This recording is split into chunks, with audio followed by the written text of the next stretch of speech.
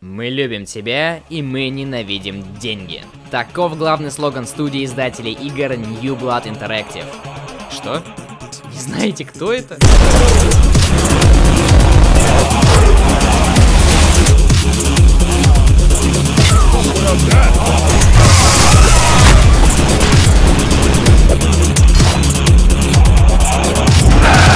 Надеюсь, вы смогли увидеть здесь свою любимую игру. Ну а если же нет, то это видео точно для вас, ибо велики шансы, что вы станете ярым фанатом одного из проектов этой студии. В данном ролике я пройдусь по всем играм New Blood Interactive. Я прошел все из тех, что вышли или попали в ранний доступ на момент 2023 года, и готов составить свое мнение по каждой. Конечно, здесь будет и субъективщина, без нее никак. Но тем не менее, я постараюсь рассмотреть каждую игру с разных сторон, дабы понять, кому ее можно рекомендовать и можно ли вообще. И да, я прекрасно понимаю различия между разработчиками и издателями. И наш сегодняшний поставщик веселья относится ко вторым, потому я постараюсь совсем по минимуму сравнивать игры между собой. Разрабы-то у них всех разные. Так что и моя система оценок будет просто словесная, дабы не было градации «вот это вот лучше, а это хуже». Нет, игры New Blood представляют собой порой совсем разные жанры, так что рассматриваем их обособленно. А еще в видео будет мат, потому что про игры New Blood без него говорить нельзя. И еще минуточку про себя. Как и New Blood, я вас люблю, но в отличие от них, деньги я люблю тоже. Так что буду крайне благодарен, если вы оформите подписку на Boosty. Ведь именно благодаря платным подписчикам этот ролик и вышел в свет, за что им огромнейшее спасибо. На платформе есть эксклюзивные видеоролики, вырезанные моменты, сникпики, дикпики, мои старые скрытые ролики, опросы, доступ в чат в Телеграме и многое другое. Спасибо, что не перемотали эту самую рекламу. Теперь же мы можем приступить к первой игре New Blood Interactive, которая вышла в 2015 году.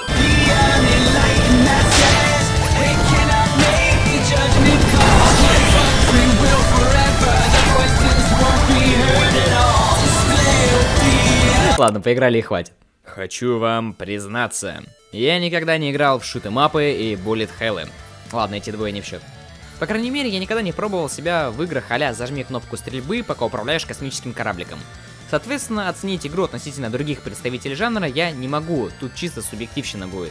Ну согласитесь, вы явно не этого ожидали от первой игры New Blood Interactive. Вышла эта Super Galaxy Squadron в 2015 году, и оригинальная версия выглядела вот прям максимально как игра с мобильных телефонов, именно старых, один в один прям. Вроде должна косить под японские игровые автоматы, а меню ну прям классические игрульки с Nokia. Прикола ради, я поиграл в эту оригинальную версию, она идет в комплекте с основной игрой в Steam, но потом выпустили обновление, где разрабы додумались занять хоть чем-то это пустое черное пространство, добавили новых кораблей, катсцен, интерфейс и пару фишек, например, замедление времени. В эту версию 2017 года я вам и рекомендую играть, если вы вообще решитесь в это играть. Механики простые и понятны, вот кораблик, вот пули, живи. На выбор дается куча разных кораблей, у каждого своя история, свои атаки и ульта, что прикольно, но было бы интереснее, если бы мне их порционно выдавали, а так все с самого начала игры доступно. На самом деле разнообразие такое себе, ведь некоторые космические аппараты жутко скучные, а некоторые прям имба-имбовые, хотя может все тут от самого игрока зависит. Тут у нас есть несколько игровых режимов, начнем с аркадного, это базовая сюжетная кампания, ну как сюжетная, он тут со всей дури простой. Я надеюсь, я его правильно понял, потому что в попытках качнуть русификатора на игру я словил пару вирусов, и слава великому Касперскому, что все обошлось. Теперь я любитель оригинального текста и озвучки в играх. Так что сюжет воспринимал на слух и Яндекс.Переводчик. Так уж вышло, сорян. Короче, в 2335 году люди впервые вошли в контакт с инопланетянками со звезды Тау-Кита. И сначала все шло нормально, только вот обе стороны себе не особо доверяли. Да и всякие антигражданские настроения появились. А потом вмешалась третья сторона конфликта в виде группировки Terra Nova, которая нехило так задамажила обе стороны. Из-за чего между Федерацией и Тау-Кита было заключено неохотное перемирие, благодаря которому был создан отряд противостояния из 14 космических кораблей под названием Super Galaxy Squadron. После чего Terra Nova жестко ослабили. И дальше я что-то не понял, почему, но через 103 года Тау-Кити решили напасть на Федерацию, и защищать ее предстоит тому самому отряду, где типа, ну, тоже есть представители Тау-Кити, но... Сказать, что ребят по ту сторону совсем злые. Весь этот путь будет разбит на 6 уровней, у каждого свой босс и красивый задник, но не везде есть уникальная музыка. Из 10 треков прикольными можно назвать 3, остальное, на любителя. Мне бы чего поэнергичнее под такой геймплей хотелось.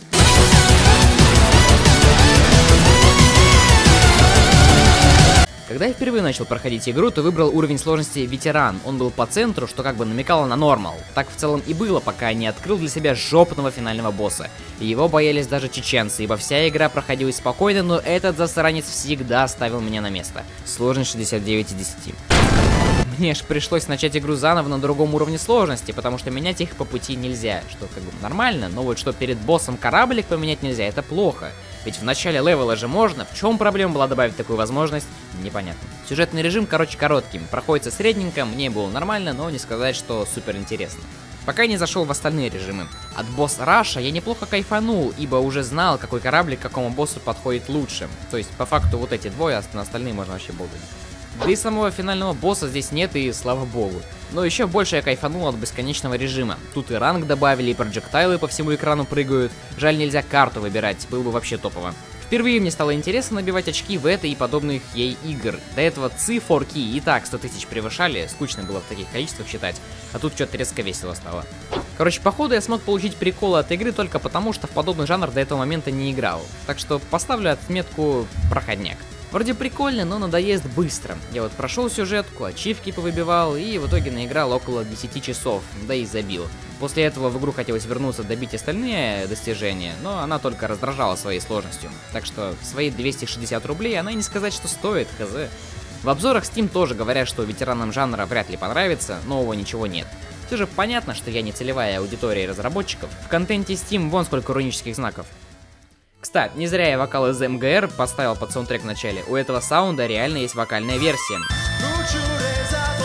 Жаль, на японском, правда. Ничего не понятно. Ну опять какой-то аниме!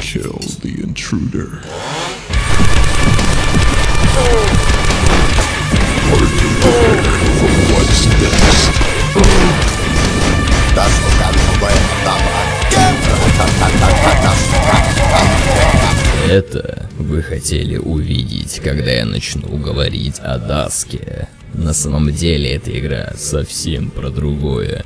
Почти каждый обзорщик твердил, как же здесь весело и динамично. Возвращение к истокам бумер-шутеров. Я им верил.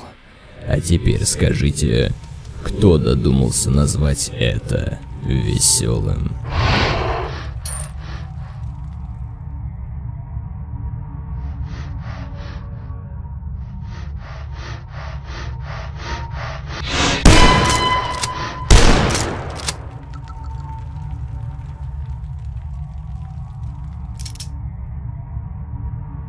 Для меня Dusk в первую очередь был хоррором, и только потом шутером. Я реально думал, что страшилка, в которой ты можешь убить монстра, напугать никогда не сможет. Пока не запустил эту игру, на меня сразу же накинулось трое мужиков с мешком на голове и бензопилой в руках. Ну да, игра для детей тупо. И дальше страх только прогрессировал. Не хочу сильно спойлерить, чтобы вы тоже удивились, но игра реально будет находить новые способы пощекотать вам нервишки.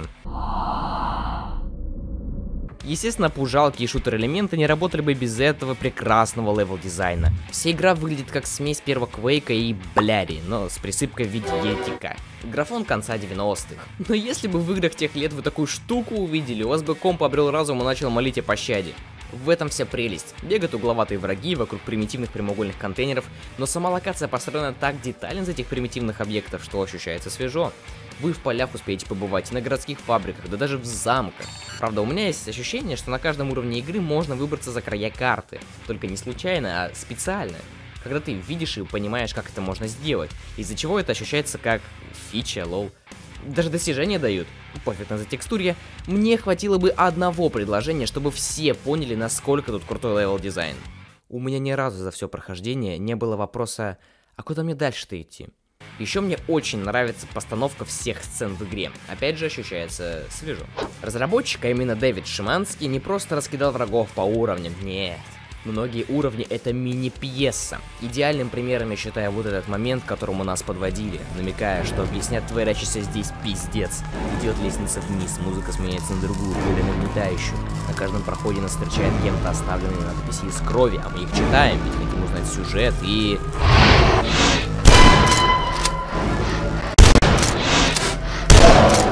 Как же я охуел на этом моменте, это просто... За сюжетом вообще здесь было довольно интересно следить, потому как он подается намеками, типа как в FNAF. Ну, то есть ты встречаешь странное окружение, тебя подводит к объяснению всего с помощью нашептывания на ушко и всяких надписей на стенах. Тебе интересно понять вообще все, благодаря хорошей постановке, опять же, и это движет тебя пройти игру до конца.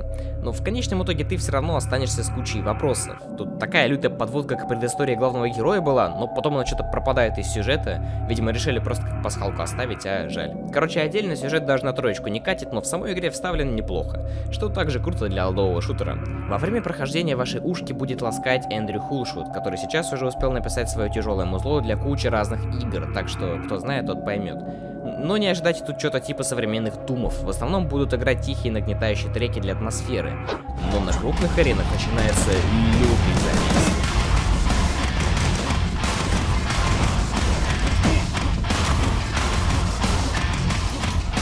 Секреты в Dusk стандартные. Хилочки да патрончики в стенах, но в отличие от Дума 93-го года, здесь намного четче видно, какую стенку можно отодвинуть для получения ништяков. Тут есть и пасхалки всякие, они в достаточном количестве, приятно находить, но порой сложно, иногда нужно, например, ящик пододвинуть. Да, тут можно интерактировать с некоторыми объектами, что помогает как для прохождения уровня, так и для убийства врагов. Dusk нахваливали за эту фичу, потому что это дает немного свободы действий. Вот перед нами красная дверь. Я могу обойти полуровня, чтобы найти красный ключ и открыть ее. Или я могу поискать ящики неподалеку, чтобы составить лестницу и забраться по ней. Или, если я находил секретки, то я могу использовать местный Rocket Jump. И все эти способы действительно задуманы изначально, это не сломает вам прохождение уровня. Я бы не сказал, что эта интерактивность прям по всей игре разбросана, но все равно приятно. Особенно разжечь костер, пожарить потроха и сожрать их, затем набухаться пива и лечь спать. В этом не было необходимости, это просто весело, ну еще хп восстанавливает. Кстати, то ли я свой скилл в шутанах повысил, то ли у игры небольшие проблемы с балансом, но я проходил ее на предпоследнем уровне сложности, и хп у меня почти всегда было выше сотни. Просто на самом последнем уровне сложности враги тебя убивают с одного удара, а на предпоследнем у меня было лишь пару мест, где я загрузился несколько раз подряд. И только сейчас я начинаю говорить про стрельбу, потому что как динамический олдовый шутер, Dusk по-настоящему раскрывается со второго прохождения. Когда вы уже знаете все страшные моменты и больше их не боитесь, когда вы поняли, что в игре есть офигенная, самая простая по сравнению с другими бумер-шутерами распрыжка, когда вы начали находить больше секретов и использовать Rocket Jump в бою, когда вы поняли, что серпы могут отбивать снаряды врагов, как же все это круто становится. Вот теперь это веселая игра. Пушек в игре предостаточно. Самыми сносными я могу назвать супер дробовик, в представлении не нуждается, чертов арбалет, стрелы которого прошибают насквозь, охотничье ружье, которое я называю снайпой без прицела, и, конечно, клепкомет, скажем, прокачанная ракетница. Я еще постоянно думал, что патроны для ружья подбираю, а это для нее оказывается. Чуваки, я эту игру на 100% прошел, выполнил все достижения, то есть я даже на каждом уровне нашел все секретки и потрогал все куски мыла. Ни один шутер мне не хотелось задрачивать на все секретки, а тут захотелось. Это явно показатель крутости данной игры, так что настоятельно рекомендую ее вам. Здесь еще есть бесконечный режим, уже вторая игра подряд с таким, где вы просто крутитесь по одной из 3 арен и шинкуете волны врагов. Неплохо, но смысла мало, на пару разков хватает. А также присутствует мультиплеер. Сначала я думал, что буду в восторге от него, тут же передвижение как в Квейке, но ваш мультиплеер-то сдох. И мне все же удалось поиграть с пингом против пары челиков, еще и игра лагала, и я понял, что тут весело, но тоже на пару разков, ибо режим всего один, стандартный дезматч. В итоге, в Dusk я наиграл больше 20 часов, и ни об одном не жалею. Старый графон, динамика, офигенная постановка с левел-дизайном, все это дарит кучу положительных эмоций. А еще плюсуйте к этому возможность выбрать любой пройденный уровень, интересные достижения, сохранение где и когда угодно, русская локализация и самое крутое, бесплатное дополнение, дающее вам папку со всеми скриншотами разработки игры, обложками, прототипами дизайна, неиспользованными в игре музыки, озвучки. Is this hentai? Рабочими столами, мемами, блять, и даже всеми старыми билдами игры. Я пройду их все! Я пройду все Даски! Бегите, окончены. Просто замечательно, офигенно. 12 из 10, я в восторге. Вот делали бы так разработчики на это назовутся, можно было бы в демке с E3 играть. Кстати, тут папка с фотографиями разработчиков и издателей есть. И смотрите, кто тут на E3 засветился. Неужели Дэвид с Аликом виделись? Как еще объяснить, что в обоих играх местность основана на Пенсильвании, в обоих играх главенствует какой-то культ, который в обеих играх...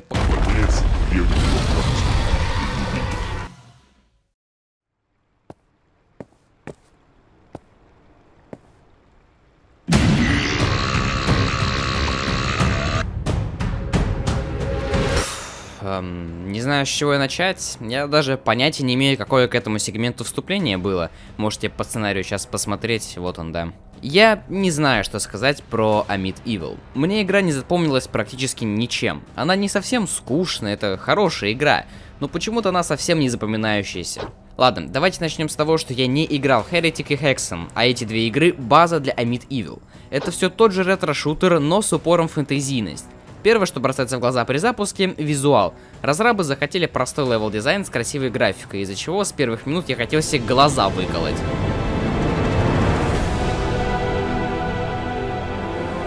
И не надо мне писать, что я графику на низкие настройки выгрузил. У меня ноут ее на минималках даже не тянет, ясно? У вас картинка и то поопрятнее, я вообще вот так играл. Оружие и пикапы в игре представлены в виде 2D спрайтов, и честно, я не ощущал это какой-то фишкой. Большую часть времени это незаметно, ибо враги и окружение здесь в виде моделек. Второе упоминание FNAF за ролик, но лично там мне также было плевать, что вся игра на самом деле состоит из отрендеренных 3D моделей в формате JPEG. Плюс все это или минус, решайте сами, но мне кажется, у такой игры как Produce получилось с этим немного получше. Подарите ее мне, пожалуйста, в стиме. Ощущается ли игра как обычный рескин классического шутера? Нет. Противники не сильно замороченные, но достаточно разнообразные. У меня даже складывалось ощущение, что с такими я никогда в играх не сражался. Ну, может, за парой исключений, но все-таки этот момент меня пора... Блять, они умеют прыгать! Прыгать можете и вы, кстати. Но распрыжки нет, сорян. Оружие на самом деле спорное. С одной стороны, очень хочу похвалить топор, или это секира, не суть важна. Amid Evil для меня пока что единственный бумер-шутер, где ваше первое оружие ближнего боя действительно полезно во многих моментах игры. Во-первых, оно просто прикольно бьет и звучит. Во-вторых, в игре достаточно много противников, которых в разы проще убить с помощью ближнего боя, и не только ради экономии маны для других волшебных палок. И в-третьих, при использовании ульты он начинает крутиться и превращать врагов в паштет. К слову о паштете, здесь есть расчлененка. Я не маньяк, но что-то после примитивных кусков мяса из Dusk мне понравилось. Ульта копится от сбора душ с убитых вами противников, и при ее активации любое из 7 ваших оружий получает альтернативную атаку. Например, трезубец превращается в ту фигню из Квейка. С другой стороны, есть с оружием и некоторые странности. Например, эта штука просто рескин BFG из Doom Eternal. Погодите-ка. Да и выглядит как детский браслет на феечку Винкс. А это что, туалетный ёршик, блядь? Большая часть дизайна уровней сводится к поиску ключей, паркуру по платформам, ворота от серпов и тому подобному. Эти элементы немного меня раздражали, но скорее всего это просто потому, что я отвык от них. Не знаю, как разработчики этого добились, но в игре самые быстрые сохранения. Никаких подзамедлений времени и подзагрузок. Квиксейв моментальный, а квиклоуд разделен только небольшим переходом. Это реально большой плюс, когда в вашей игре много сегментов паркура и вообще мест, где можно упасть. Я, кстати, не знаю, либо я слишком тупой, либо слишком умный, но мне показалось, что в игре есть несколько мест, которые можно пройти только с помощью рокет-джампа. Небольшая такая заметочка для тех, кто собирается проходить. И давайте уже перейдем к минусам. Может, я разбалован, но мне не хватило динамики. Я играл на харде, и эта сложность была хорошо сбалансирована. Я чаще умирал от падений в пропасть, конечно, но после стычек с врагами на аренах фулл хп почти никогда не было, что заставляет тебя глазеть по сторонам в поисках хп. Так, я вроде про минусы говорю. Часто бывает такое, что ты держишь в себе ульту до лучшего момента и вроде наконец видишь подходящую кучу противников. Юзаешь ульту, а потом приходит осознание, что их было что-то около 3. Недовольный таким раскладом, ты бежишь дальше по уровню в поиске врагов, и когда находишь новую пачку, то ульта уже кончается. Не хватает большего количества противников на арену. В последнем эпизоде с этим немного получше, но это так, чисто под конец игры. Вы можете, конечно, возразить, что хоть Amid Evil и вдохновлялся ретро-шутерами, он не обязан быть динамичным. Здесь не демонический и не технологический сеттинг, здесь фэнтези. Хорошо, но тогда я считаю, игра должна быть разбавлена элементами из современных игр, как они поступили с визуалом, потому что иначе вам просто будет скучно. Например, можно было добавить прокачку. Я не знаю, походу древних свитков переел, но фэнтези-игры без прокачки теперь у меня перед глазами вообще не появляются. Несмотря на интересное порой оружие и отличных противников с боссами, Amid Evil является самой обычной незапоминающейся стрелялкой. Дизайн уровней не сказать, что какой-то крутой, хотя пара красивых кадров была. И больше всего обидно за музыку. Я даже не знаю, чего вы сейчас на фоне слушаете, мне ни один трек вообще не запомнился, они даже по умолчанию тихие стоят в настройках, но прибавка громкости не спасет, ведь все время играет просто ambient. Я не говорю, что нужны тяжелые запилы, но классную музыку можно написать и в фэнтезийном стиле. Ну камон, кто там за музон отвечает? Amid Evil отпечаталась у меня как жвачка. Пока вы ее жуете, вроде все вкусно, но когда надо выплевывать, вы продолжаете ее жевать, отчего у нее уже не особо приятный вкус и зубы болят. Так и меня хватало на пару-тройку уровней игры, после чего хотелось отдохнуть и поспать. Скучно в итоге как-то получилось. Положение не спас и бесконечный режим, и сюжет, который здесь вообще полностью написан текстом, а я этот подход просто терпеть не могу. Так еще и русской локализации нет, поэтому все надписи на стенах и весь лор я игнорировал. Может он хороший, я не знаю, мне не интересно, честно. И в игру как-то возвращаться не хочется. Проходить впервые, да, было прикольно, но потом жвачка, вы поняли. Так что неохотно считаю это проходником. А Medieval хорошая, в ней есть интересные крутые штуки, но их поместили в довольно скучную среду обитания, из-за чего не происходит синергии между элементами игры. Давайте уже закончим и перейдем к игре, которую я хотел пройти, ну, очень давно.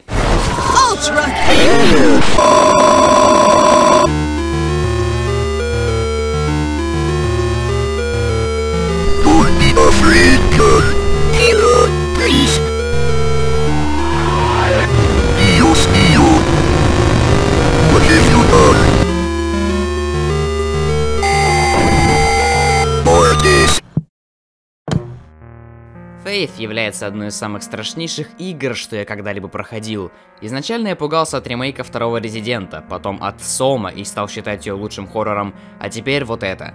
Я испугался в первые секунды игры просто от того, что рядом проехал грузовик.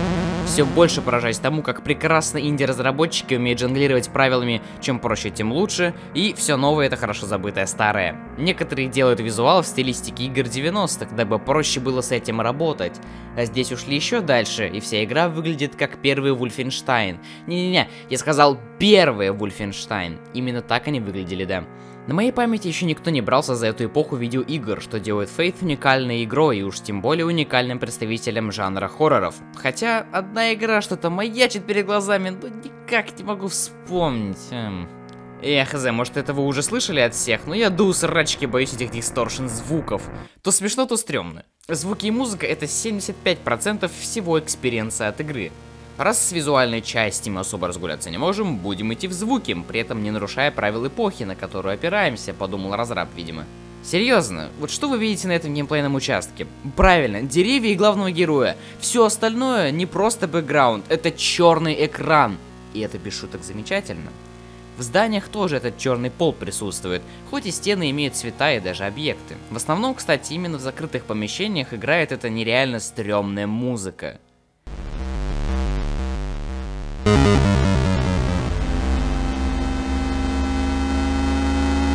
Под конец игры ты уже просто не понимаешь, это звук подходящего к тебе демона или саундтрек так играет. И так должен работать хоррор, элемент неожиданности во всем.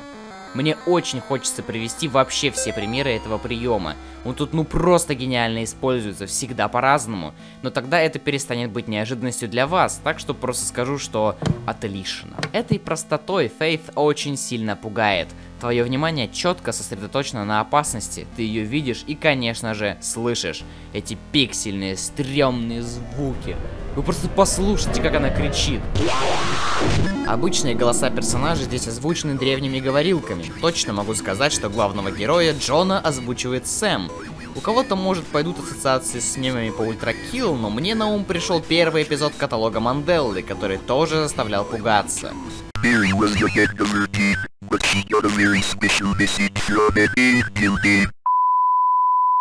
Еще знаете, вот в старых играх или на старых компах, не могу точно сказать, была такая фигня со звуком, когда саундтрек и озвучка не могли идти вместе. Если появляется новый звук, то саундтрек прерывается. И тут оно есть.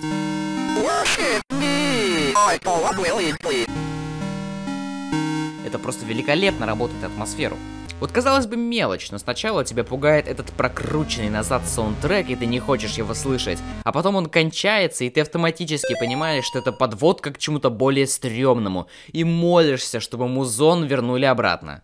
Все это на меня сработало, особенно когда играешь в 12 ночи. То просто до жути стрёмно становится исследовать локации. Все тянешь и тянешь время. Я даже игру закрывал пару раз, потому что сердечко не выдерживало. Однако самым большим удивлением для меня стало то, что в игре есть, внимание, геймплей. Да, судя по трейлерам и небольшим видосам, я думал, что Faith это линейная скриптовая страшилка. Но нет, в опровержение этому факту существует руководство по игре из Steam, где расписаны тактики борьбы с боссами. По сути, почти всех противников в игре можно назвать боссами, так что проще их как раз называть противники, ну или одержимые. Помимо всего прочего, у каждой из 3 глав есть несколько концовок, секретные места всякие и прочее, а значит стоит перепроходить главы несколько раз в поисках всяких приколов. Это даже поощряется, за секреты и новые концовки вам открываются новые эффекты, режимы игры и задние фоны. Буквально элементы кастомизации интерфейса открываются по мере поиска дополнительных точек интересов игры, это же гениально! Ну и конечно не могу не упомянуть местные каст-сцены, которые были изначально записаны на видео, а затем к ним покадрово рисовали пиксельные обводки. Оригинальные видеореференсы можно найти в папке с самой игрой. Эти кат-сцены стали фишкой Faith, по этому же методу делают игровые мемы, которые также просты в создании и стильно выглядят. На игру еще есть фанатский русификатор, но он меняет шрифт на более простой и приятный глазу, что в данном примере не совсем плюс, а также создает несколько багов, из-за которых нужно будет его переустанавливать, проходить до контрольной точки и ставить заново. Но если у вас плохо с английским, то рекомендую. Так можно лучше понять сюжет с кучей религиозных тем. В игре есть также пара отсылок на Dusk, и если знак культистов меня улыбнул, то вот переписка Гэри с Якобом заставила задуматься, а вдруг действие этих игр происходит в одной вселенной. Faith и Dusk имеют похожие тематики культизма и поклонения некому всевышнему существу. Может это шизотеория, но если это правда, я стал любить New Blood еще больше. Я преисполнен веры в их игровые проекты и готов двигаться дальше. Про сюжет Faith говорить не хочется, потому что он тут все-таки очень важен и крайне интересен, будет нехорошо его спойлерить. Даже относительно простую историю можно сделать интереснее, если ее хорошо запутать.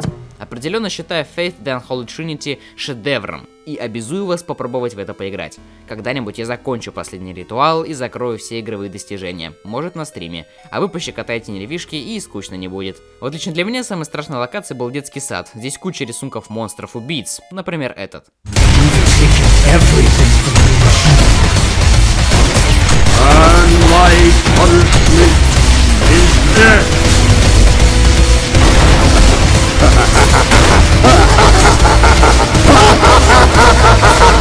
Про ультракилл вы и так все уже знаете. Я понятия не имею, чего мне такого рассказать, чтобы не повторяться за другими. Придется рассказывать историю знакомства. Ультракилл изначально был для меня Doom Eternal от инди-разработчика. Такая же боевка, построенная на быстрой смене оружия, полеты вокруг арены и лютейшая динамика. Но чем больше я играл, тем шире открывалась для меня игра. Оказалось, что она не то, чем кажется. Есть много обзорщиков, твердящие, что это типа как Quake и Doom. Да даже я такой грешок за спиной держу. Для меня является некой помесью Superhot и Ghost Runner. Но нет, Ультракилл берет понемногу от разных игр и создает что-то свое, уникальное. Знаете, когда вышел Doom в далеком 93-м году, многие стали называть все шутеры от первого лица Doom-лайками. Так вот, если в другой игре повторить формулу Ультракилл, все фаны игры поймут, откуда растут корни. Это признак уникальности. Вот смотрите, Amid Evil копирует формулу старого шутера, Dusk эту формулу расширяет, а Ультракилл переизобретает. Динамика олдскульных шутеров сохранена, но работает она теперь совершенно иначе. После прохождения половины первого акта я понял, что у оружия все это время не было патронов, а на аренах не валяются аптечки, лишь изредка могут дать какой-то бонус. Вас запирают на одной арене с вашими врагами, на которых вы развлекаетесь, используя свой инструментарий на полную мощность. Хилиться нужно от крови врагов, так что иногда дистанцию придется сокращать. То, насколько стильно будет выглядеть ваш бой, зависит полностью от вас. Если вам достаточно идти и стрелять, пожалуйста, вы можете пройти игру и так, но под конец второго акта будет сложно. Хочется сказать, что здесь присутствует геймплейная свобода, но игра еще в раннем доступе. Сейчас вышло 2 главы из 3, и я думаю, что на 3-й главе Хакита очень сильно разгонится, потому как за время раннего доступа в комьюнити игры появилось слишком много лютых задротов, которые сумасшедше жонглируют оружием, как клоуны кеглями. Нет, я не сравнил комьюнити Ультракилла с клоунами, даю слово. Что скрывать, я сам закрыл 2 главы именно со Прайма на Вайланте, получив P-ранг, но вот после обновления со 2-м Прайм уровнем я понял, что... скиллышью. Короче, вы можете играть так, как захотите, однако в определенный момент игра поставит вас перед выбором. Либо ты качаешь свой скилл, либо дальше игру не пройдешь. Ну или меняй уровень сложности, я не осуждаю, главное это удовольствие. И вот учиться, скорее всего, придется по гайдам на ютубе, потому что так быстрее. Ультракилл любит не договаривать о истинной мощи вашего оружия, подстрекая вас экспериментировать. Для этого здесь даже есть режим песочницы. Тут и узнается разница боевки с Doom Eternal. Суть не в быстрой смене оружия, а в комбинировании его между собой. Что будет, если выкинуть подствольную гранату дробовика и выстрелить? О, а если вот так?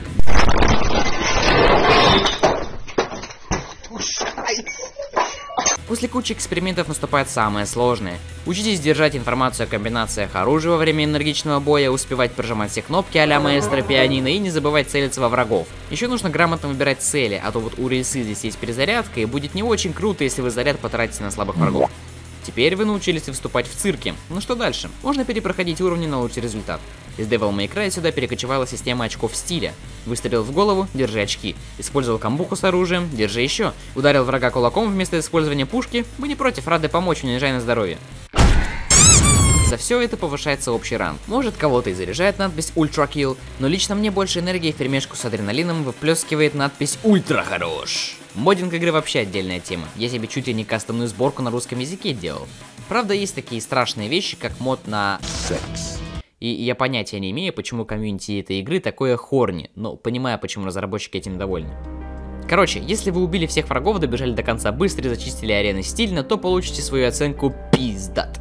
И можете быть собой довольны. И что, все? Почти. За ваше достижение вы поплатитесь открытием Prime уровней, где вас встретит полная жопоболь сильнейшими боссами игры. Именно поэтому в игре можно быть крутым, но это не обязательно, а значит вы можете быть динамичным и маневренным настолько, насколько вам самим комфортно. При этом все равно есть куда стремиться. Ультракилл не заставляет, он намекает и иногда угрожает, но не заставляет. Я бы то же самое сказал про визуал. Ультракилл не особо старается быть похожей на старые игры. Не знаю, у визуальной части соблюден какой-то потрясающий баланс. Я не могу понять и объяснить, чем именно это вызвано. Если в других ретро-играх вам дают выбор оставить как есть или улучшить графон, то тут наоборот, вы можете сделать хуже. Намного хуже. Настолько хуже, насколько хотите сами. Даже до 36 пикселей. Ну совсем что-то уже японские домашние видео какие-то. Еще меня заманивает лор игры. Тут в основном тоже всякие записки и логи надо читать. Но еще можно понять отношения между персонажами через то есть монологи. Знаете, я не интересуюсь христовселенными, но когда они мне случайно попадаются, мне становится интересно. Прости, я не хотел, мне ужасно стыдно. А какой тут саундтрек, господи! Ой. Да даже здесь уникальность сохранена. Я понимаю, что металлический рок запилы это круто, но приелось. Здесь у музыки другой, более электронный жанр. Я в этом не разбираюсь, но вроде это брейккор. Не бейте, пожалуйста, если я не прав. Динамика сохранена, но звучание другое, и это прекрасный отдых от остальных игровых саундтреков арена-шутеров.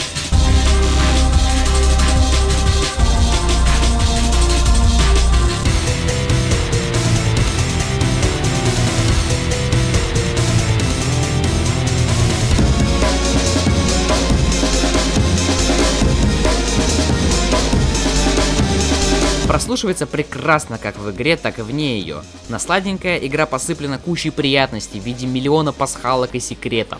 Здесь их настолько много, что складывается ощущение, будто ими разработчик занимался больше, чем уровнем, где они находятся. Эти приколы не дают быть игре серьезной, но это ей и не нужно. Это веселый и драйвовый шутер, построенный на веселье и улучшении своего скилла, чтобы в конечном итоге закрыть все уровни на P-ранг и отправиться на рыбалочку трогать траву. Это Devil May Quake, динамичный арена-шутер от первого лица, как Quake, геймплей которого полностью построен на комбинации оружия и набивания очков стиля, как в DMC. Да, оказывается, если совместить уже существующие в индустрии элементы, все еще можно добиться уникальности. Мне очень нравится Ультракилл, потому, несмотря на ранний доступ, я называю игру шедевром и обязую вас попробовать. ББ попробовал, не зассал и спустя кучу часов стримов повысил свой скилл не просто в игре, а в шутерах в целом. Респект. Сосать, блять! Поехали. Моя.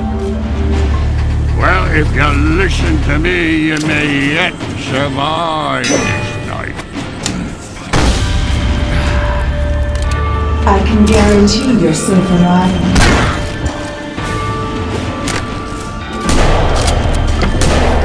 I'll be waiting.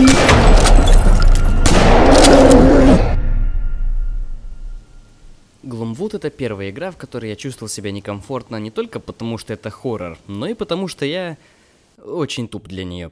Сайт с игрой называется residentevil.com, так что можно догадаться, что тут было сплетено. Короче, я никогда не играл в Immersive Sim. Своим описанием и восторгами игроков они меня очень привлекают, но руки еще не дотянулись. И именно поэтому мне было неудобно играть в Gloomwood. Игра предоставляет вам множество способов решения какой-то ситуации, но я всегда видел только один. Вот заперто что-то на замок, да? И я сразу развернусь искать ключ. А это можно было разбить и получить дробовик, правда вызвав нежелательный шум. Расставленные по локации бутылки для отвлечения врагов я практически не использовал, а как идиот просто ждал, пока противник совершит свой огромный маневр по карте, чтобы произвести взлом жопы. В общем, воображение мне не было достаточно развито для стелс Immersive Sim с элементами survival хоррора. А ведь именно из-за последнего я был заинтересован игрой, потому что мне зашел ремейк второго Резидента, и я очень хотел такого геймплея.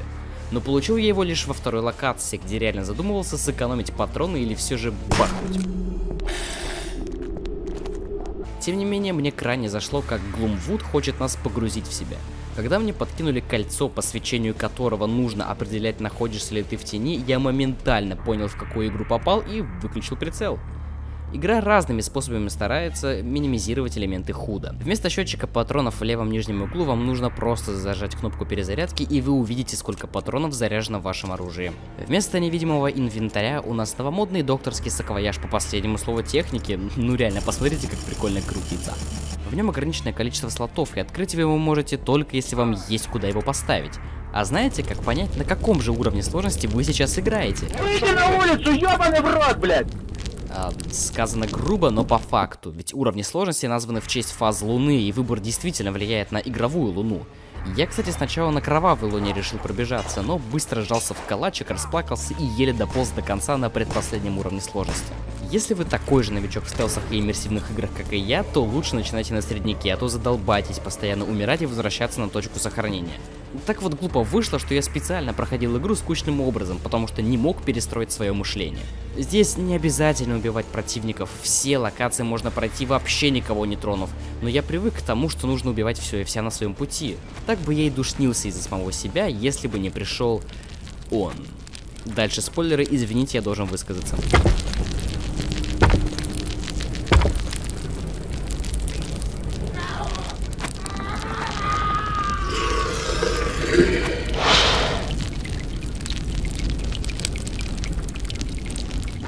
Демонический козел из таверны. Настоящий козел безалкогольный, сильный гигачок. Если ты окажешься не в тени, он найдет тебя. Окажешься на втором этаже, и он научится прыгать между ними и выламывать двери. Будешь сидеть в шкафу слишком долго, и он вынюхает тебя. Рискнешь завалить эту тварь, она просто питает весь свинец как губка. Когда охранник попадает в капкан, он зовет на помощь, пока изливается кровью, ожидая своего спасения. А у этой фигни нога просто почешется, и он сам капкан раздвинет. И если ты решишься убежать, он кинет в тебя топор, который всадили ему в спину прошлые герои, желавшие его убить. Я натурально охуевал от этого засранца. Гром гремит, земля трясется, ебака страшная несется. По старой схеме я пытался его убить и с револьвера, и с дробовика, и даже план капкан устраивал, но попытки были тщетны. Пока что это лучший момент во всей игре, который дико отдает мне тиранам из Resident Evil 2. Локация построена так, что нужно рисковать ради куша. Я постоянно сидел на нервике и успокоиться смог только когда понял, что в сейфах тоже можно прятаться. Короче, именно этот засранец заставил меня перестроиться и наконец погрузиться в игру. И я столько всего обнаружил. Так много всяких путей прохождения было от меня скрыто, словами не передать. Теперь я не просто ждал, пока враг повернется спиной, а таскал металлические ящики по крышам, чтобы забраться на одну из балок здания и скидывать их на врагов. Ну и возможно вы уже наслышаны о том, что с помощью обычной лестницы из бочек можно полностью скипнуть эту локацию с козлом. Отдельно подмечу, что в игре потрясная атмосфера. Мне особенно нравятся пейзажи с луной и полуголыми деревьями, с которых еще опадают листья. Красиво, но тоскливо. Также атмосфера поддерживается крутыми звуками, от них вообще балдеж. Звуки выстрелов любого оружия, звуки наших туфель при хождении по определенной поверхности. Ну и конечно же приятная музыка граммофона и такие же приятные звуки при сохранении в нем.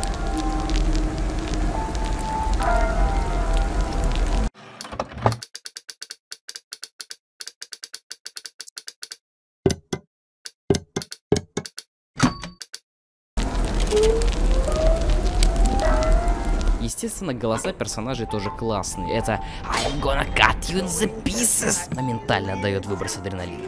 Ну и еще один из сюжетных персонажей в очередной раз озвучен Стефаном Уайтом, он же финальный босс Даск, Минос Прайм из Ультра Килл и так далее. Ньюблад любит его вообще везде пихать, ну, а я не против.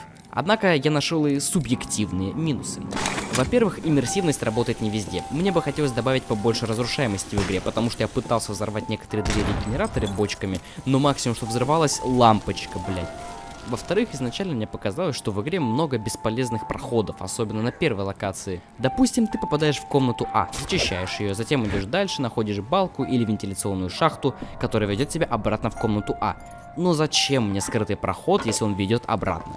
В-третьих, Gloomwood все еще в раннем доступе. Здесь игра более сюжетная, чем тот же Ультра Килл, потому каждое обновление игры не только добавляет новые локации, но и изменяет старые. Потому для получения максимально полного игрового опыта лучше всего пройти законченную версию игры.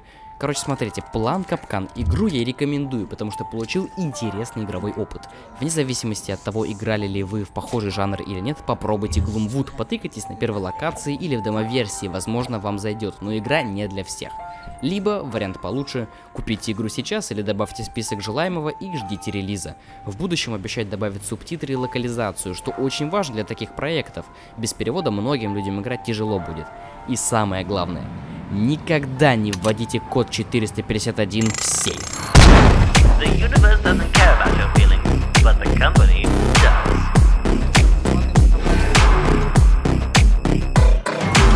Вот какой бы игра ни была, но за этот потрясный музон из главного меню уже отдельный респект. Лютая качалова.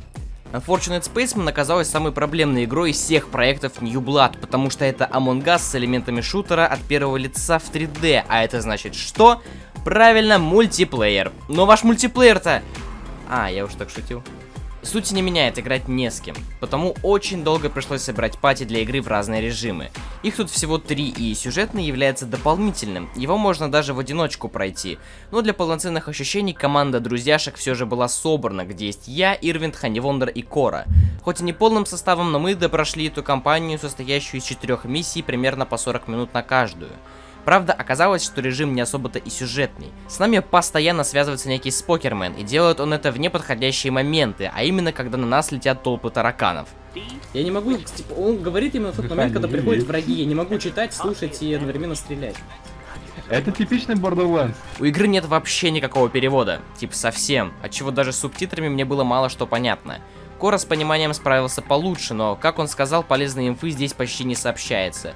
Довольно много шуток в стиле «Мы вас не уважаем», «Ах, да я так троллил!» и «Боже, Стив, ну ты и еблан». Я в кринж не впадал лично, но и в хохот тоже нет. Это я про шутки, а так играть было весело, потому что кооператив все-таки.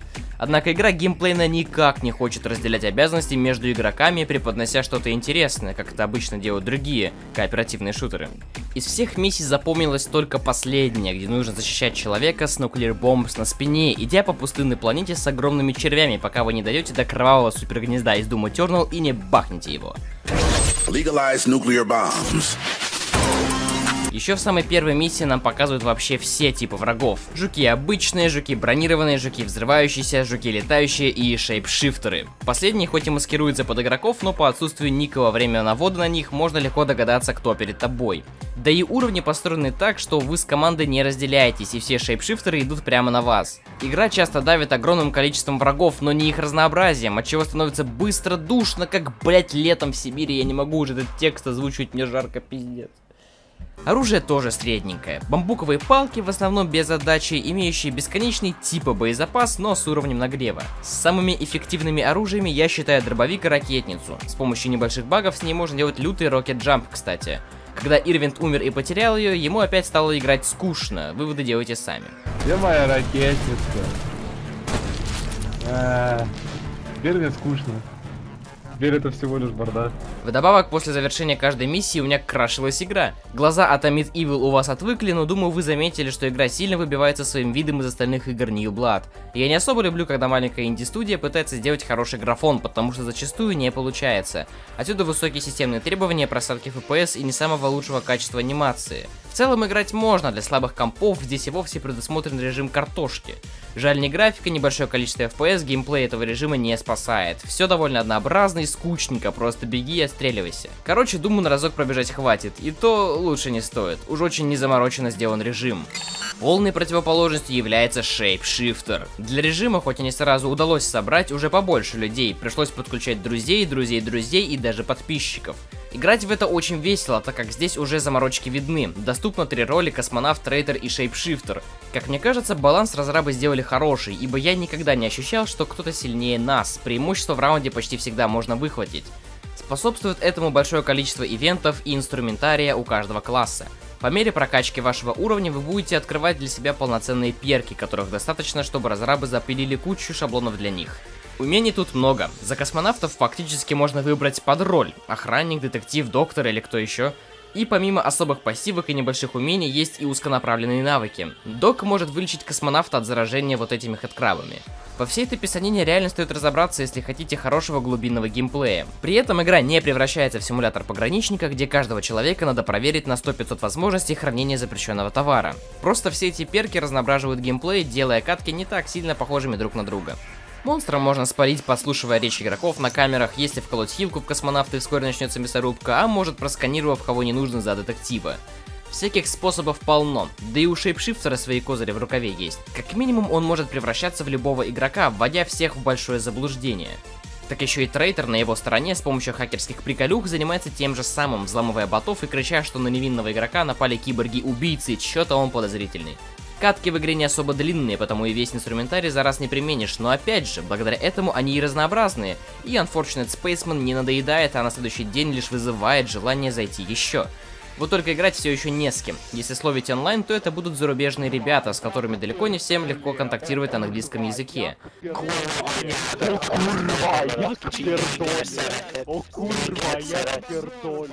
Ну и конечно, они все будут 40-го уровня, а значит уже профессионалы в этом деле. И чтобы играть с ними на равных, нужно изучить описание всех перков за все классы, стараясь создать действенную комбинацию. Еще и карты с расположением всех тасков, генераторов, выходов из зала трибунала тоже нужно заучить. А карту целых 16. 16, блять, это еще один серьезный такой плюсик в копилку разнообразия геймплея. За несколько часов, проведенных в игре, мне удалось пощупать только 3-4 карты. Говоря проще, режим очень уж глубокий, и когда вы вроде с друзьями разобрались в механиках, снизу постучали. Окей, другая шутка. Геймплей глубокий, как студия разработчиков. Ну, они же Deep Field. Ладно, проехали. Проблемных мест в игре тоже куча на самом деле. Крайне много вылетов игры и прямо мешающих играть багов и недоработок. То мусор не дают взять, то хз куда его отдать. Навигатор может неправильно ввести вас к трибунальному залу. Если локация многоуровневая, то карта вообще не помогает, заблудиться здесь очень легко. Игра часто может не распознавать ваш микрофон, голоса игроков тяжело настроить сразу, да и это мало поможет, ведь объема в звуке фактически нет. Хрен поймешь, сверху или снизу сейчас орут, и игроков можно хорошо услышать, даже если они будут через 3 стены от вас. Типа, нет никаких эффектов приглушенности, и без объема не определить, откуда исходит звук. И самый главный косяк для новичков – некоторые таски не помечаются. Мне потребовалось достаточно много времени для осознания того, что выкидывать мусор и заполнять какие-то яйца тархуном – это не единственное занятие на космической базе. Оказывается, лутинг ящиков и разрушение серверов – это тоже таски. Но чтобы понять это, вам нужно либо переводить все, что написано в табе, либо долго следить за игрой алдов на открытых серверах поздно вечером. Но несмотря на это, режим умеет подкинуть много крайне интересных ситуаций. Например, когда в комнате находится буквально 2 одинаковых человека.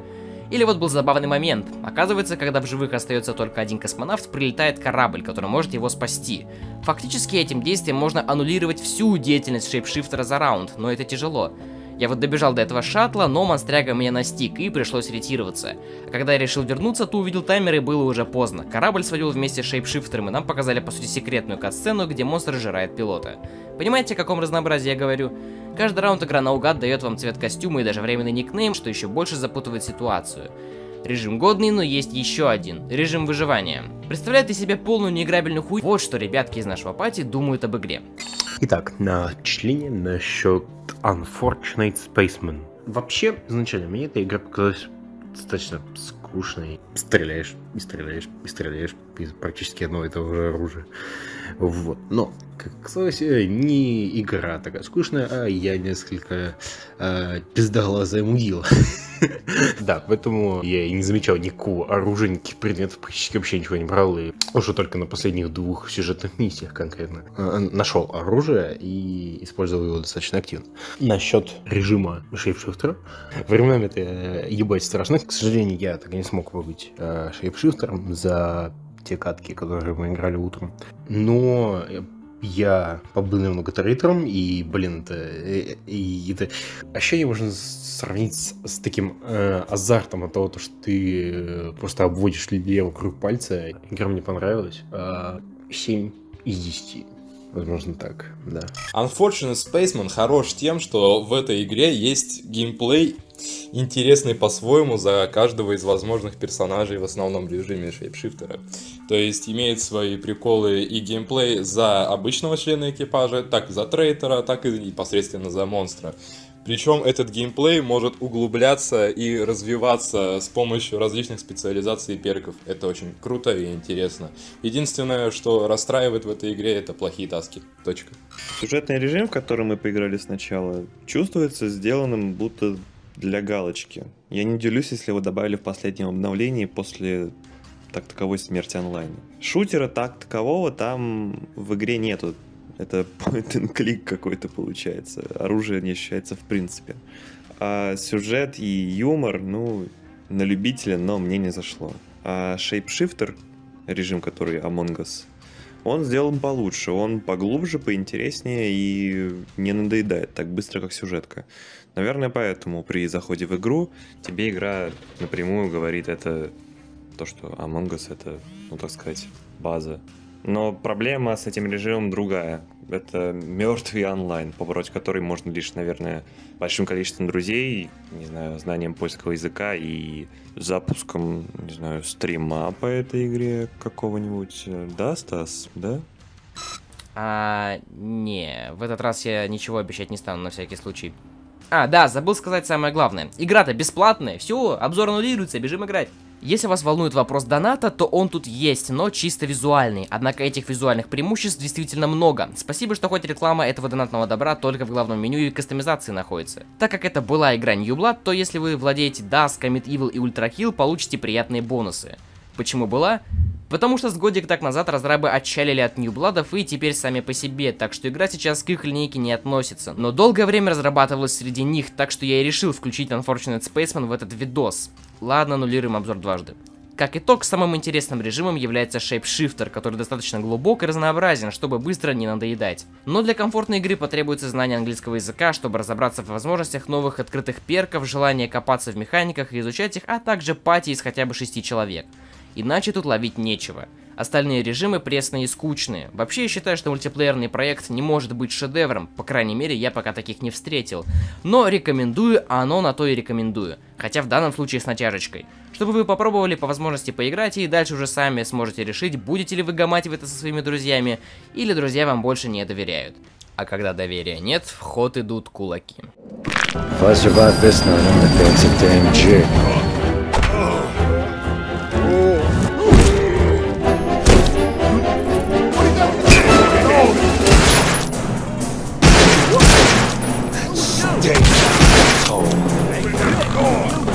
Следующая игра New Blood Interactive под названием Fallen Aces была анонсирована довольно недавно, потому даже не вышла в ранний доступ. Однако существует демо-версия на 1 уровень и, о боже, я влюбился в эту тему. В общем, разберу я сейчас конкретно то, что заметил в демке и чего стоит ждать от релиза. Не воспринимайте это как полноценный обзор, а то не очень справедливо получается. Начнем с визуальной составляющей. На первый взгляд перед нами очередной всем надоевший, но первый среди игр New Blood спрайтовый шутан. Окружение объемное, однако враги, оружие и прочие предметы интерактива представлены в виде плоских спрайтов. Опять ретро-шутер получается? Не судите книгу по обложке. Как минимум из-за комиксной стилистики все это выглядит посвежее, спасибо, что не очередные острые пиксели.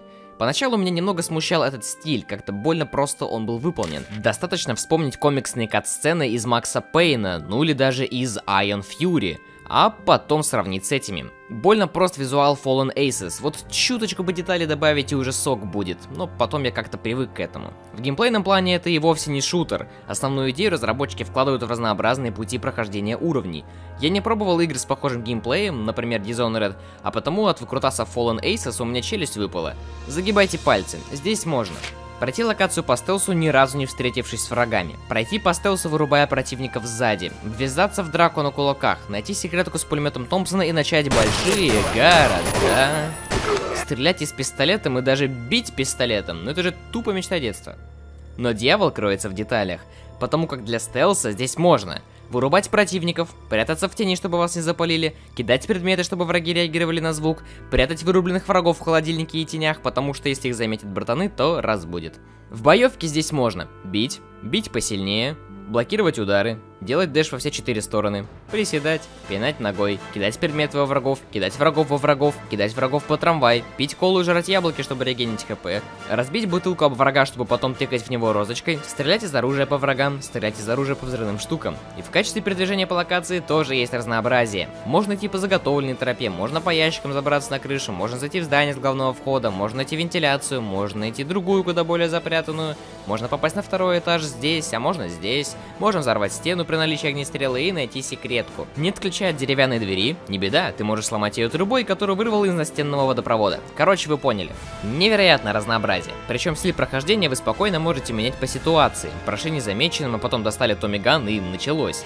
Персонаж в концовке демоверсии зареагировал на необязательный дневник, который я нашел, так что и здесь немного вариативности есть. Опять же, на меня это произвело невероятное впечатление, когда я зачистил локацию, а потом нашел еще способа 4, как я мог сюда попасть и пройти ее. Очень сильно надеюсь, что на релизе игра получит локализацию, что хоть и маловероятно, но было бы просто офигенно, потому что в тексте много всяких badass фразочек. А еще у главного героя голос такой классный. Remind me again why you ain't here with me to meet these fine folks. These clowns are burning down the whole damn neighborhood. Но и без нескольких минусов не обошлось. Я играл на своем ноуте, который явно соответствовал системным требованиям. Сама демка была разделена всего 3 загрузочными экранами, но при этом все равно были просадки FPS, а диспетчер говорил, что у меня нагружено около 75% ОЗУ, хотя кроме игры и Стима у меня ничего не было открыто, а оперативки вообще было 16 гигабайт. Ну как-то не очень в стиле ретро-гейминга, знаете ли. Так что надеюсь, это дело поправит, как и искусственный интеллект. Порой ребята ведут себя странно, теряют ГГ в толпе или подходят по одному получать с ноги. Ну и... Физику поправьте! А то я бренное тело могу на 3-й этаж закинуть и клочком бумаги бесшумно сломать деревянную доску. А так разнообразие есть, секретки есть, будем ждать. Игра может превратиться в шотан, если вы захотите, может превратиться в стелс, если захотите, а может в файтинг от первого лица, если захотите. Оценку ставить не буду, демка все-таки, даже не ранний доступ. Но мне очень понравилось, это мы будем ждать.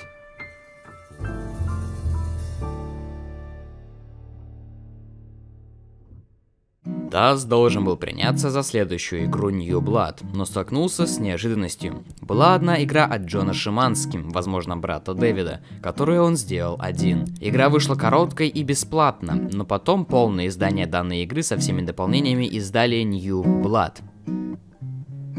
И Тазу пришлось в это сыграть, ибо такая суть его видео. Игра стоила 360 рублей, что было дороже некоторых других проектов. Таз удивился тому, что в игре было 147 концовок. Но оказалось это потому, что вся игра просто карточки с текстом. Конечно, все реплики в игре озвучивал Джиани, что также был Габриэлем в Ультракилл, и это добавляло свой шарм. Но игра крайне быстро наскучивала из-за своего визуала и слишком большой длины. Таз решил высказаться.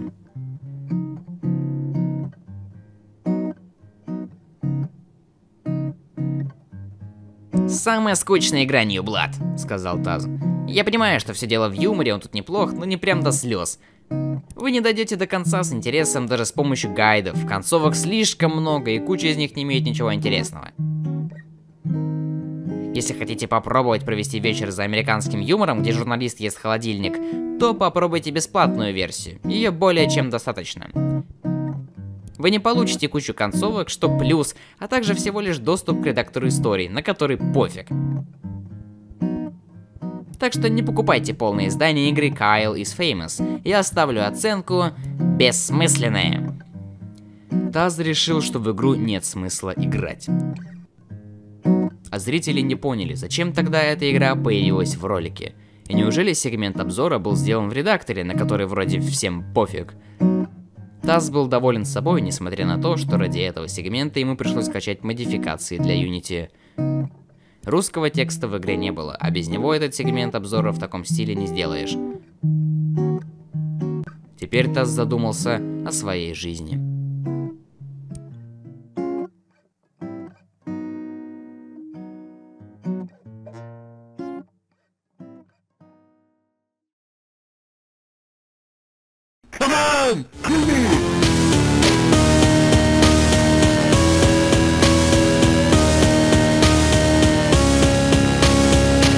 Dusk 82 это пример того, как могут разочаровать несбывшиеся завышенные ожидания.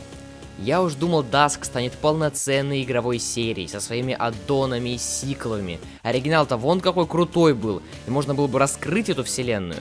Плюс мы видели отсылки в Faith, которые могут быть намеками на то, что действия этих игр связаны. И тут я вижу продолжение Dusk в стиле старых игр 80-х, как было с тем же Faith. Загораюсь со всей дури, включаю и...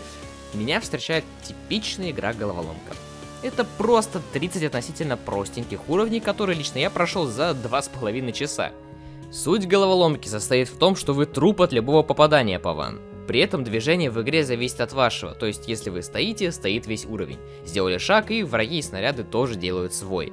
При этом ограничений на ходы нет, ограничений по времени нет, даже стрельба не расходует ходы. А где, собственно, думать-то? Ну тут есть от силы уровней 5, которые нужно проходить в определенной последовательности действий. Но остальное можно пройти просто бегая туда-сюда и байтя противников подойти к бочкам. И это продается за деньги, 150 рублей. Дешево, да, но какой смысл покупать это, если тут нет ни прикольной стилистики, ни геймплея Dusk, ни реально интересных головоломок. Не, ну тут есть редактор уровней, поддержка мастерской, может на это разработчики и рассчитывали, что игра по факту двигло для сложных пазлов, которые игроки сами придумают, но это халтура какая-то. Кстати, здесь в редакторе уровней можно выбить почти все достижения, это, блин, ненормально. Саундтрек тоже подкачал, 10 довольно скучных треков, являющихся 8-битными ремиксами уже существующей музыки оригинального Dusk. Ну вы скажете, мол, чё пристал? Игра как игра, не продолжение же, да и пофиг. Но блин, во-первых, она продается. В папке с Faith лежала игра с геймплеем Vampire Survivor и стилистикой оригинала, и это неплохая залипаловка на добивку. Интерес также пропадает через 2-3 часа, но это бесплатная игра. Dusk 82 выглядит как игра, которая тоже должна была на халяву валяться вместе с оригиналом, но у нее отдельная страница в магазине и отдельная, блин, цена. А во-вторых, ну такой потенциал! Можно было бы объединить Dusk и Faith здесь, хотя бы с сюжетом, но и тут провал.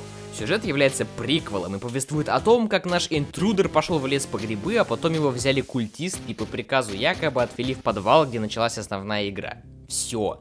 Ну и с обзором этой игры тогда все. Очевидно, бессмысленная игра, даже если окажется, что существование Dusk и Faith в одной вселенной это шизотеория. Стыдно говорить, но получается, что даже Helltaker лучше Dusk 82. Бля, я не понимаю.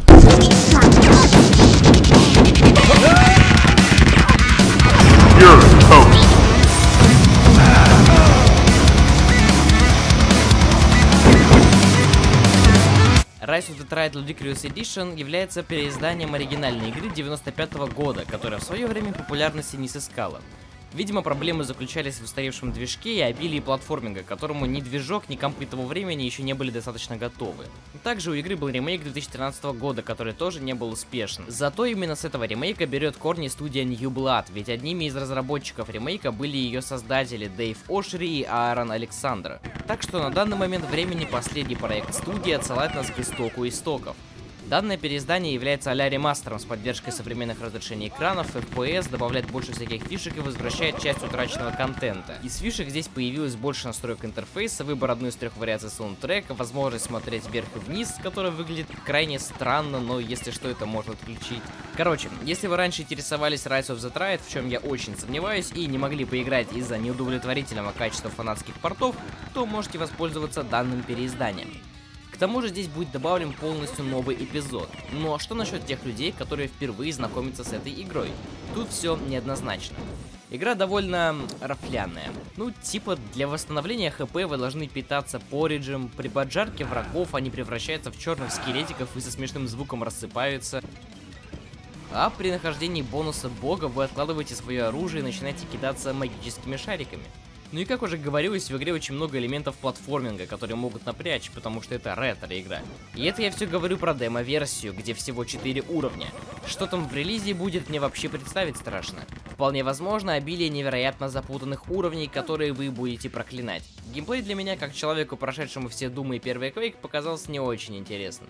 Формула до боли стандартная, и вроде бы у нас тут выбор персонажа, каждый из которых имеет свои характеристики, и непривычный левел-дизайн с ловушками, и даже лютая ракетница. Ебать как сочно. Но почему-то для меня это не создает динамики ретро-шутера. Я играл в демку и на харде, и враги показались более живучими, но пистолета-пулемета было достаточно, чтобы их убить, потому что они просто не успевали атаковать меня в ответ.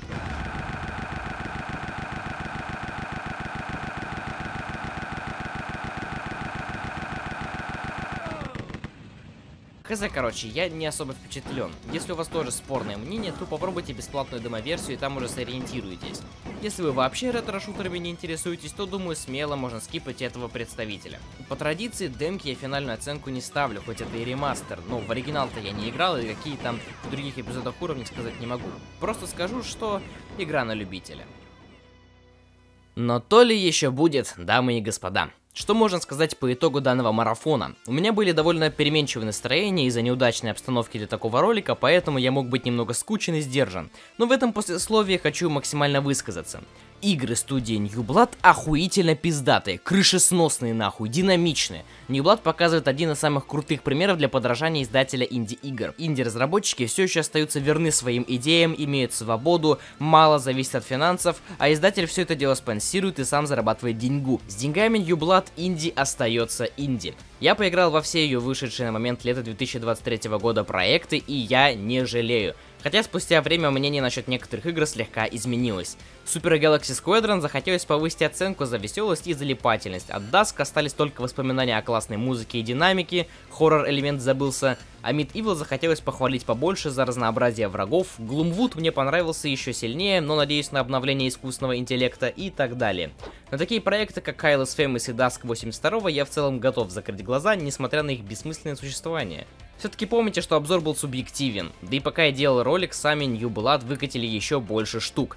А Mid Evil в VR, думаю, это играется просто охуенно, потому как игра не такая динамичная, как другие олдскул шутеры, но крайне разнообразная, так что она идеально вписывается в VR. Новые обновления для Ultra Kill, которые мне просто башню снесли. Я несколько часов крутил красный револьвер в кибергринде под трек группы Health. Ultra Kill хайпанул больше остальных игр New Blood, потому разрабы могут делать просто невероятные вещи с новыми бюджетами. Одобряю. Нас ждет много чего интересного от этой студии. Полный выход переиздания Rise of the Triad, RPG в стиле первых Fallout, возможно визуальная новелла по Faith, топ-даун шутер и игра с боевкой на машинах. Я хз как правильно Car Combat Game перевести, но понимаю, о чем идет речь.